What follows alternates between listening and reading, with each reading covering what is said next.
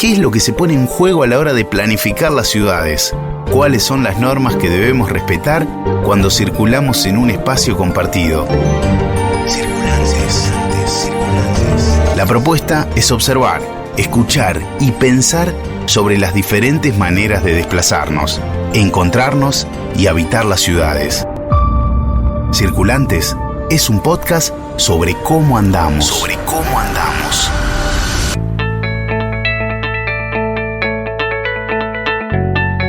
El espacio público, la calle, es el espacio de interacción social por excelencia. La forma en que las transitamos, nuestras prácticas que producimos y reproducimos en el día a día, están atravesadas por múltiples dimensiones que van más allá de lo que deberíamos hacer según las reglas de tránsito.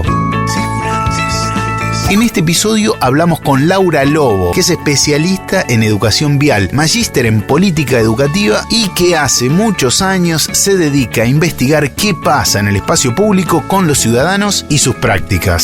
Somos competitivos, pero creo que principalmente hoy el espacio público se encuentra estas prácticas y estas dinámicas por lo que es el reflejo del capitalismo, de las ideas más individualistas y competitivas del éxito en esa competición que tenemos en este modo de producción, y a su vez el auto reflejó un icono de eso. El auto representa poder, representa masculinidad, representa estatus, y así se lo pone a jugar, sobre todo en nuestra cultura, que las normas no operan como reglas de juego, sino que son más las prácticas o lo que fuimos aprendiendo o la forma en que nos relacionamos en el espacio público, y tenemos así las consecuencias que tenemos. Conversamos también con José Nesis, que es médico, licenciado en psicología y trabaja en la comprensión de nuestras interacciones en el espacio vial. Si uno se tomara el trabajo de pararse durante un rato en algún buen puesto de observación, uno vería permanentemente interacciones que están marcadas por un sistema de comportamiento que no tiene que ver con las reglas escritas, sino que tiene más que ver con modos de comportamiento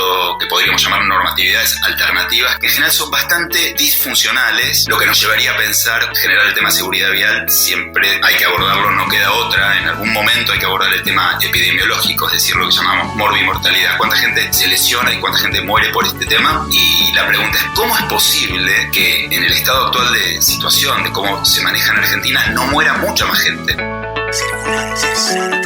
¿Qué dice de nosotros nuestro modo de manejarnos en calles y rutas? ¿Se puede pensar en el espacio público como un lugar de cooperación entre circulantes? En este episodio te invitamos a observar la coreografía urbana, sus reglas y la manera de vincularnos con ellas.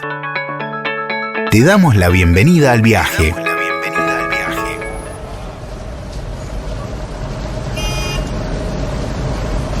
Mañana soleada, en pleno centro, se escuchan bocinas. Estamos enfrente de una estación de bicicletas. ¿Tu nombre? Lucas, ¿cómo te va? ¿Cómo sos como circulante, Lucas? Me muevo mucho en auto. ¿Solés respetar las señales de tránsito? Intento hacerlo, pero soy bastante infractor. Me encuentro con Flor Balesta, estoy grabando Circulantes.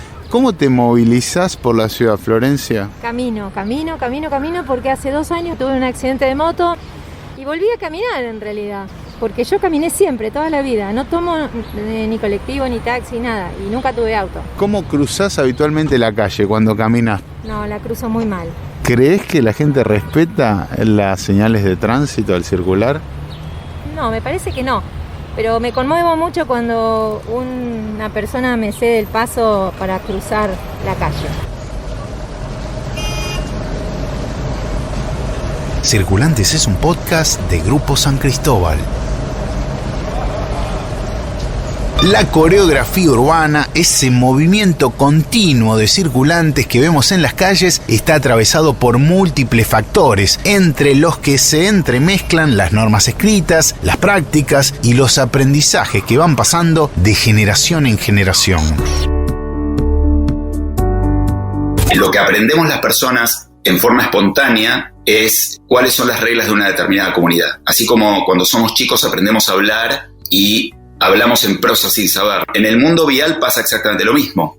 Por eso siempre es interesante escuchar el relato de los argentinos que van a pasar algún tiempo a algún país o algún lugar en donde el sistema de reglas funciona diferente y el primer impacto que tienen y hasta que se acostumbran.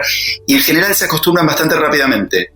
Y pasa lo mismo con alguien que llega aquí desde otro lado y tiene que entender que por más que la regla escrita diga que los peatones tienen prioridad, en la práctica esto no es lo que necesariamente ocurre. Y esa distancia entre una regla y la otra hay que aprenderlo. Entonces llega un momento en que esa mezcla entre normas escritas, normas del código práctico, aprendizajes que uno va haciendo y todo eso empieza a tener una pauta, un patrón, digamos, que casi se puede ver desde afuera, y eso lo podemos llamar perfectamente coreografía.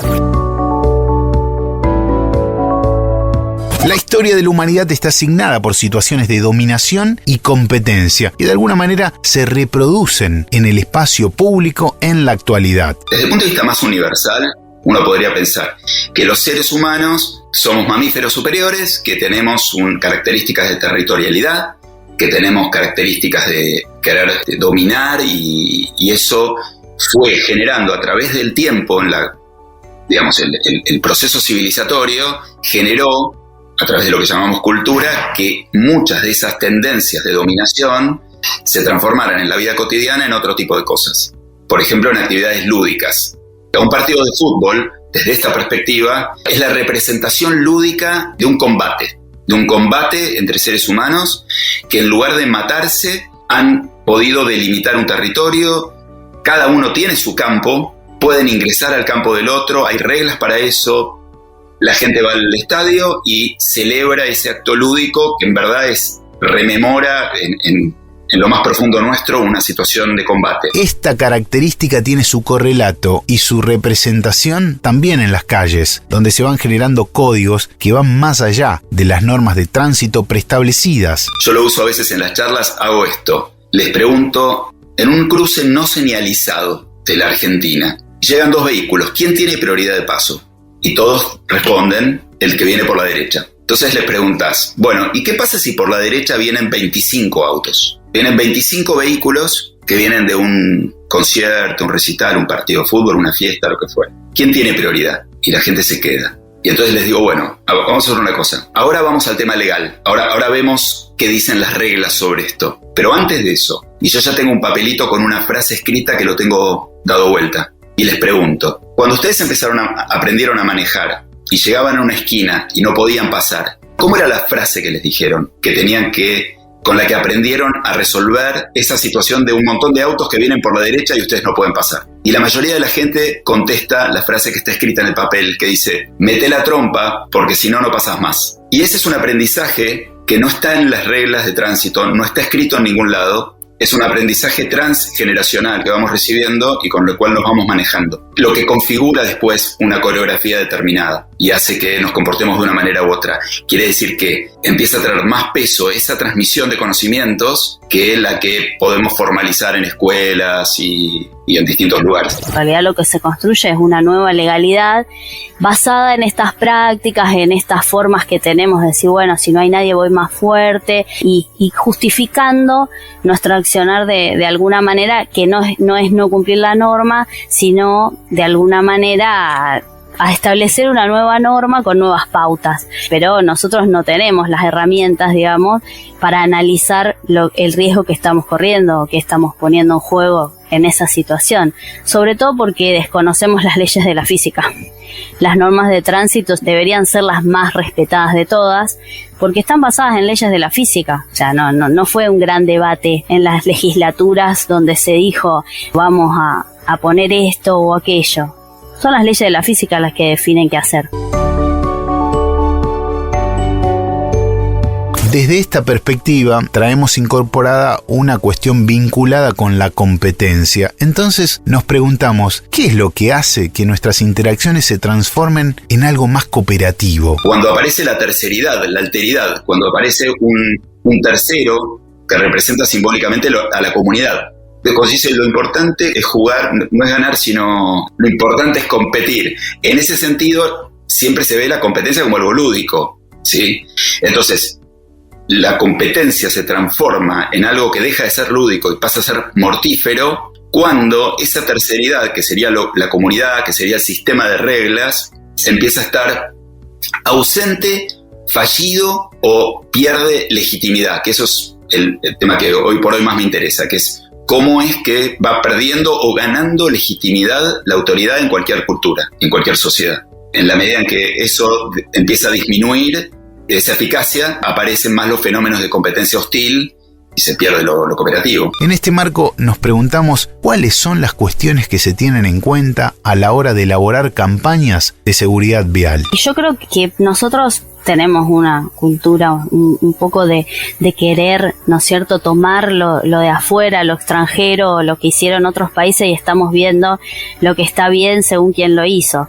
Nosotros tenemos que entender que la escucha está condicionada por nuestras experiencias y por quienes somos, y empezar a adaptar mensajes a la sociedad que somos. Ni los mensajes sangrientos que dicen de te vas a matar, en nuestra sociedad pensamos que no nos va a pasar, también por una historia que tenemos en relación a ese no me va a pasar, por cómo se instala el auto particular en nuestro país, que lo instala el Automóvil Club y que transmite muchísimo en sus primeras publicaciones esto de no me va a pasar, porque era una propaganda muy mala para ellos, que la gente se muriera en siniestros de tránsito.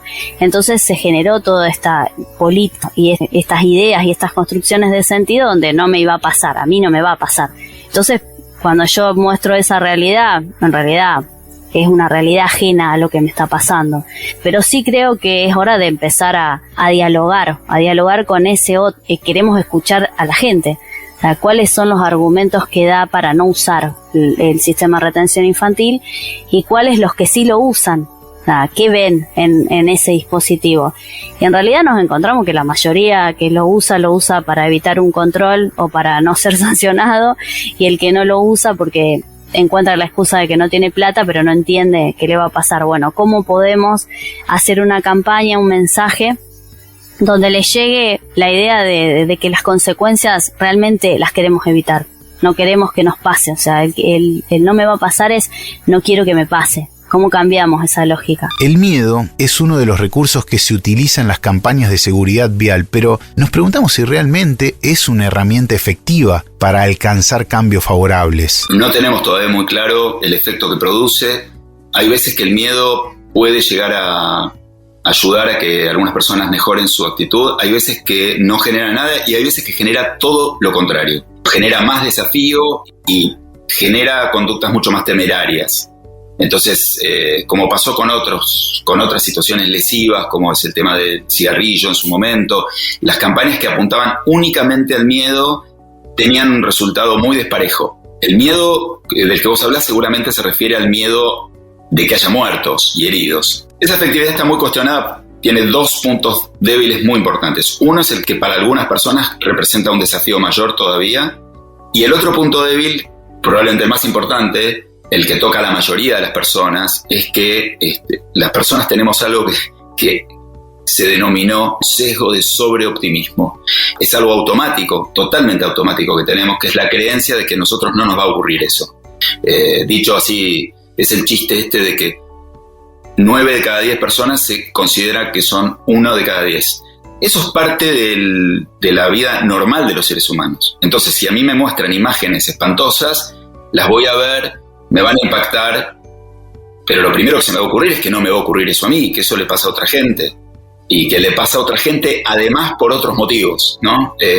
Que en general hacen que uno piense que hay una cierta justicia divina o lo que fuera en eso, y entonces, como yo soy bueno, a mí no me van a pasar esas cosas y le van a pasar a otros, digamos. Entonces, o porque hicieron las cosas mal, o porque manejaron mal, o porque lo que fuera. Y eso alimenta más la distancia que hay entre esas campañas y la posibilidad de que produzcan cambios favorables. Cada circulante tiene injerencia en la construcción del espacio urbano, y es por eso que para la educación vial es fundamental la cooperación. Todos tenemos que comprometernos con esa solución. Desde ahí cooperar en situaciones más simples, ceder el paso, respetar las normas, esto que parece trillado desde el discurso y empezar a hacerlo, son los mensajes que transmitimos, y también trabajamos mucho con actores que serían clave en esta transformación y que podrían ser los primeros en cooperar, desde docentes una nueva cultura vial que desde su compromiso asumido podrían transformar la cultura, inspectores de tránsito que pueden ser referentes de nuevas prácticas y de todo tipo de actores. La cooperación estaría tal vez en esta problemática, surge mucho el señalar al otro como responsable. Yo siempre digo en las charlas, los inspectores quieren ir a las escuelas a educar, las docentes salen a controlar el tránsito a la vereda y en nuestro rol específico tal vez nos cuesta asumir eso y empezar a construir desde ahí, como en mi caso educación vial, hacerlo desde ese lugar también todos los actores. También, por ejemplo, los médicos, problemática de la salud en la seguridad vial no está clara, no la visibilizan. Hoy mismo con esta situación hay muchas camas críticas ocupadas por siniestros de tránsito. Yo cuando tuve a mi bebé, por ejemplo, siempre pensaba por qué nunca me habían pedido que llevara la silla de retención infantil.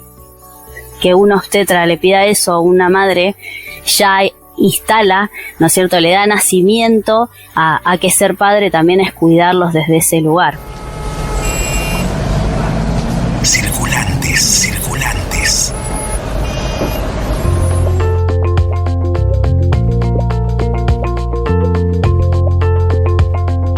Para pensar este episodio estuvimos siguiendo la charla TED de Mariano Sigman titulada ¿Por qué no cooperamos?, en la que hace referencia a la falacia de suma cero y el chip competitivo que eso genera. La vamos a compartir en nuestras redes por si no la viste aún, porque tiene mucho que ver con lo que hablamos hoy. Por otra parte, en el libro Un país al margen de la ley del jurista argentino Carlos Nino se presentan comparaciones de cómo somos con las normas de tránsito, el pago de los impuestos y la higiene en el espacio público. Al analizar esto, Nino dice que caemos en una anomia boba, en la que creemos que ganamos algo cuando no respetamos estas pautas de convivencia, cuando en verdad nos ponemos en riesgo a nosotros y a nuestros seres queridos. Te recomendamos su lectura para profundizar sobre estos temas. Circulantes.